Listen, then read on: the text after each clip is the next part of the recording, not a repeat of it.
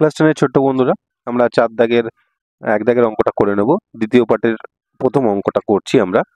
তো দেখো এটা আমাদের কি দিয়েছে, জটিল সুদের অঙ্ক। এখানে বার্ষিক সরল সুদ 10% দিয়েছে। 10,000 টাকার 2.5 বছরের চক্রবৃদ্ধি সুদ কত সেটা নির্ণয় করতে হবে। দেখো লেখার আগে তোমাদের সমস্ত এর ভ্যালুগুলো আলাদা করে খাতায় পাতিয়ে নেবে, তাহলে তোমাদের করতে সুবিধা হবে। এর আসল কত, পি দিয়ে ইন্ডিকেট করব, প্রিন্সিপাল 10,000 টাকা। পি টি কত, টাইম 2 বছর, এটাকে আমরা এন দিয়ে প্রকাশ করি, তাই না? তো এন দিয়ে বছর আমরা প্রকাশ করি 2.5 বছর, তাহলে আমরা লিখবো 2 ইয়ার 6 মান্থ। আর এদিকে আছে আমাদের কত, রেট অফ ইন্টারেস্ট, আর দিয়ে প্রকাশ করব সেটাকে 10%।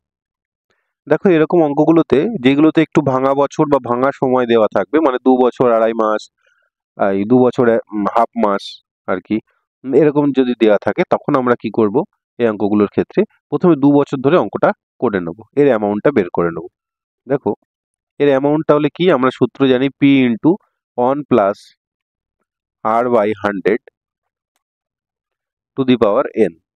ঠিক, তাহলে দেখো অ্যামাউন্টটা কত বেরোয়, পি মানে 10,000 টাকা, আমাদের 1 প্লাস আর বাই 100 মানে 10 by 100 to the power N. এনটাকে আমরা আপাতত 2 বছর ধরে করব, তাহলে এখানে আমরা 2 লিখব। ঠিক,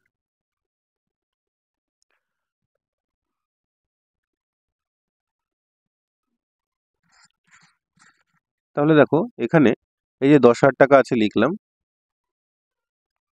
ইন্টু এটাকে যোগ করলে কত হয়, 100 যদি লসাগু হয়, 100 কে 100 যোগ 10, 110, যেহেতু স্কোয়ার রয়েছে 110 দুবার বসবে।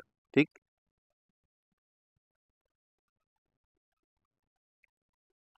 এবার আমরা কাটাকাটি করলে এর অ্যামাউন্টটা পেয়ে যাব। 3টে 4টে শূন্য, 1 2 3 4, 4টে শূন্য, উপরে কত হলো, 11 11, 121 আর দুটো টাকা। এই টাকা হচ্ছে এর পরের নেক্সট ইয়ারের আমাদের প্রিন্সিপাল। এই টাকাটা কিন্তু অ্যামাউন্ট বেরোলো। এবার পরের যে হাফ মাস আছে না, তার সরল সুদ আমরা বের করব। ঠিক, এবার আমাদের প্রিন্সিপাল কত হয়ে যাবে,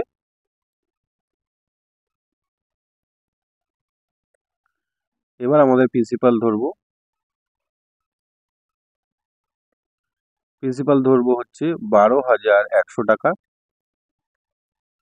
আর সময় ধরবো কত, হাফ মান্থ, হাফ ইয়ার আর কি, আর রেট অফ ইন্টারেস্ট সেই 10%ই থাকবে। এইভাবে অঙ্কটা করব, কিন্তু কিভাবে করব, সরল সুদে করব। হ্যাঁ, আই সমান সমান PTR, P T R by 100।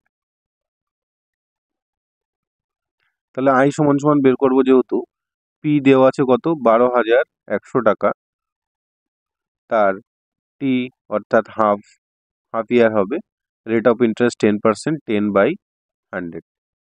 এই টাকা আমরা বের করলে তাহলে আমরা 6 মাসে সুদ কত সেটা পেয়ে যাব। একটা জিরো কাট আউট করলাম, 2 দিয়ে কাটবো, 6 দুগুণ 12, 1 যায় না, তাই 0, 5 দুগুণ 10, 605 টাকা।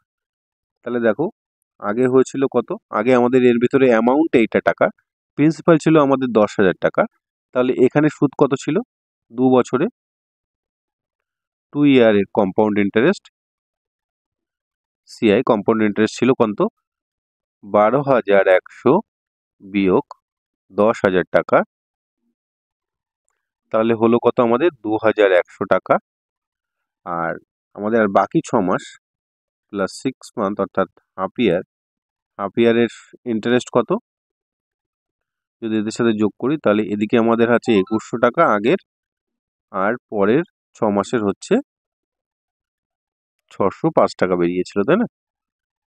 তাহলে এই টোটালটা অ্যাড করলে এটা অর্থাৎ 2 ইয়ার হাফ মান্থ টোটাল ইন্টারেস্ট বেরোবে।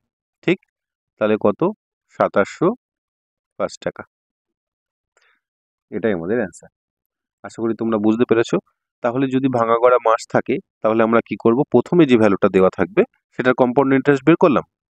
তার আমরা কি জানি, কম্পাউন্ড ইন্টারেস্ট মানে কি, তার সুদের সুদ বেরোয়, সুদ সহ আসল যেটা থাকে অর্থাৎ অ্যামাউন্ট যেটা হয় পরের বার সেটাই প্রিন্সিপাল হয়ে যায়।